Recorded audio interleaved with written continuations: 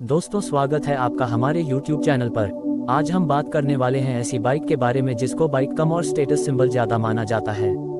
दुक दुक की आवाज कानों में पड़ते ही जेहन में उसकी पहचान खुद ब खुद दस्तक दे जाती है। इसे देखने के लिए निगाहें दूर तक चली जाती हैं।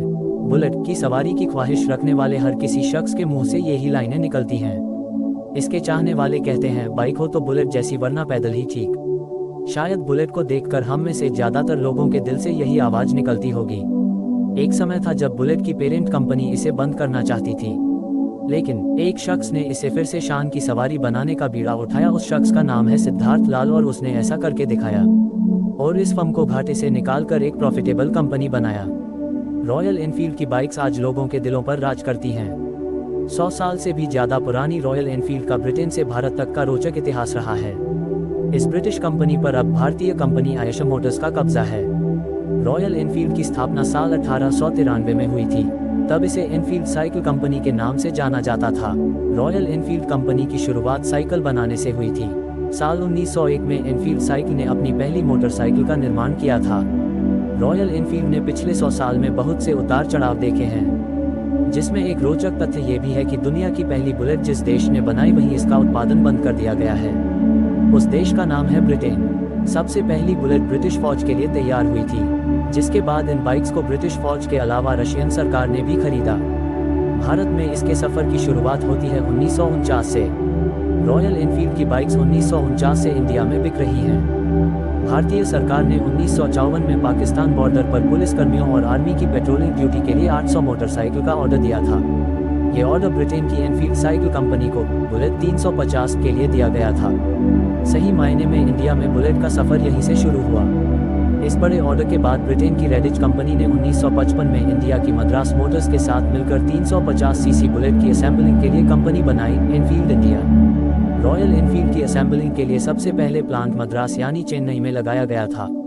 मद्रास मोटर्स ने बुलेट असेंबल करने की ट्रेनिंग के लिए अपने कुछ टेक्नोक्रेट्स को इंग्लैंड भेजा, जिसके बाद वहां से प्राप्त नॉकडाउन यूनिट्स भारत में असेंबल होनी शुरू हुई और पुलिस को बुलेट मिलते ही लोगों में इसका क्रेज सर चढ़कर बोलने लगा।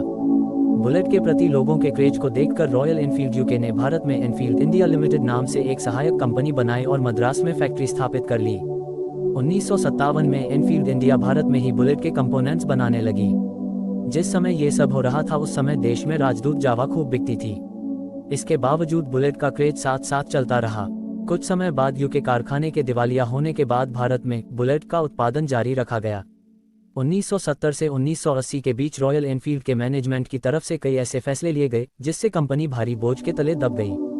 वहीं 1990 में CD100 के आने से भी रॉयल एनफील्ड को झटका लगा। बुलेट बाजार से तकरीबन बाहर हो चुकी थी। 1994 में आयशर ने बुलेट पर भरोसा जताते हुए इस कंपनी को खरीद लिया और 1999 में एनफील्ड इंडिया ने अपनी ब्रांडिंग को रॉयल एनफील्ड में बदल दिया। एनफील्ड नाम के पुराने ब्रिटिश ब्रांड को दूसरा जन्म देने का श्रेय सिद्धार्थ लाल को जाता है, जो ट्रैक्टर और हैवी ट्रक बनाने वाली आयशर कंपनी के मालिक हैं। साल 2000 में आयशर ग्रुप को घाटा हुआ। ग्रुप के सीनियर एग्जीक्यूटिव्स की राय में रॉयल एनफील्ड को बेचना या बंद करना सही फैसला था। ग्रुप के इस डिवीजन को 20 करोड़ का घाटा हुआ था। विक्रम लाल के बेटे सिद्धार्थ लाल ने डिवीजन को नेट प्रॉफिट में लाने के लिए 24 महीने का समय मांगा। सिद्धार्थ डिवीजन के हेड बने और सबसे पहले उन्होंने जयपुर का नया एनफील्ड प्लांट बंद किया। फिर डीलर डिस्काउंट खत्म किया, जिससे कंपनी पर हर महीने 80 लाख रुपए का भार पड़ रहा था। सिद्धार्थ लाल ने कुछ साल पहले कहा था, डू और डाई डेडलाइन के चलते मुझे कड़े फैसले लेने पड़े थे। उस समय सिद्धार्थ लाल और उनकी टीम ने पाया कि मोटरसाइकिल का मतलब है लंबी दूरी को एंजॉय करना। सिद्धार्थ ने तय किया कि दूसरे मार्केट या सेगमेंट में उतरने से अच्छा है कि मौजूदा ब्रांड को मजबूत करने की कोशिश की जाए। सिद्धार्थ ने उस समय कहा था कि इन बाइक्स का कोई मार्केट न भी हो तो भी हम इसे आगे बढ़ाएंगे, भले ही हमें मार्केट खड़ा करने में 10 साल और लग जाएं। सिद्धार्थ ने शहर के 18 से 35 साल के युवाओं को टारगेट करते हुए साल 2001 में 350 सीसी बुलेट इलेक्ट्रा उतारी। इसे कई कलर्स और इलेक्ट्रॉनिक इग्निशन के साथ लॉन्च किया गया। इसकी मार्केटिंग यंग मोटरसाइकिल के तौर पर की गई और इस बाइक को लोगों का खूब प्यार मिला। इसके बाद 2002 में उतारी गई थंडरबर्ड। इलेक्ट्रा से मिली कामयाबी के बाद 2002 में कंपनी ने थंडरबर्ड पेश की। इसे सीरियस मोटरसाइकिलिंग सेगमेंट के लिए लाया गया। ब्रेक्स और गियर की पोजीशनिंग नॉर्मल मोटरसाइकिल की तरह दी गई।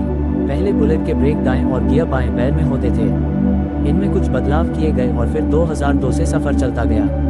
कंपनी मुनाफे में पहुंची और एक के बाद एक भारतीय बाजार में रॉयल एनफील्ड की नई बाइक्स पेश की जाती रही। इससे ठीक पहले सिद्धार्थ ने 150 करोड़ के निवेश से चेन्नई में एक नया प्लांट खोला था, जिसकी क्षमता सालाना 3 लाख मोटरसाइकिल बनाने की थी। 2009 में क्लासिक 350 और 500 उतारी गई। 2013 के आखिर में cafe racer 535 CC continental GT को लॉन्च किया गया। सिद्धार्थ ने रिटेल आउटलेट्स और मार्केटिंग पर काफी ध्यान दिया। उन्होंने ऐसे आउटलेट्स शुरू किए जहां बाइक खरीदने वालों को बेहतर एक्सपीरियंस दिया जा सके। रॉयल एनफील्ड बाइकर्स के लिए अलग अलग राइड भी ऑर्गेनाइज करती रहती है। 2012 में कंपनी की 81,464 मोटरसाइकिलें बिकी, जबकि 2013 के दौरान 1,23,018 यानी 51% की ग्रोथ की थी। ये पिछले साल के मुकाबले काफी ज्यादा थी। भारत में सबसे ज्यादा बिकने वाली बाइक क्लासिक का जन्म नवंबर 2009 में हुआ, जो आज भी दुनिया में मशहूर है। रॉयल एनफील्ड में कभी नंबर 1 बनने की होड़ नहीं रही। कंपनी ने हमेशा मांग के हिसाब से उत्पादन को बनाए रखा, जिस कारण आज भी रॉयल एनफील्ड की बुलेट की वेटिंग बनी रहती है। इस समय यूरोप, अमेरिका, दक्षिण अफ्रीका और ऑस्ट्रेलिया में भी रॉयल एनफील्ड का निर्यात किया जाता है। एनफील्ड आज सालाना करीब 4,50,000 मोटरसाइकिल दुनिया भर में बेचती है। रॉयल एनफील्ड सबसे पुरानी मोटरसाइकिल निर्माता कंपनी है। रॉयल एनफील्ड हार्ले डेविडसन से भी पुराना ब्रांड है। एनफील्ड ने अपना मोटरसाइकिल व्यवसाय 1901 में शुरू किया था, जबकि हार्ले डेविडसन ने अपना पहला मोटरसाइकिल 1905 में लॉन्च किया था। हार्ले डेविडसन जितनी बाइक दुनिया भर में बेचती है, रॉयल एनफील्ड उससे कहीं ज्यादा बाइक अकेले भारत में बेच देता है। बुलेट टैंक पर पिनस्ट्रिप को आज के दिन भी हाथ से पेंट किया जाता है। ये पेंटिंग भारत में रॉयल एनफील्ड की स्थापना के बाद से कलाकारों के एक ही परिवार द्वारा बनाई जाती है। आपको हमारे द्वारा दी गई जानकारी कैसी लगी? दोस्तों, अगर आप भी रॉयल एनफील्ड बाइक के दीवाने हैं तो हमें अपनी राय कमेंट बॉक्स में जरूर दें। धन्यवाद।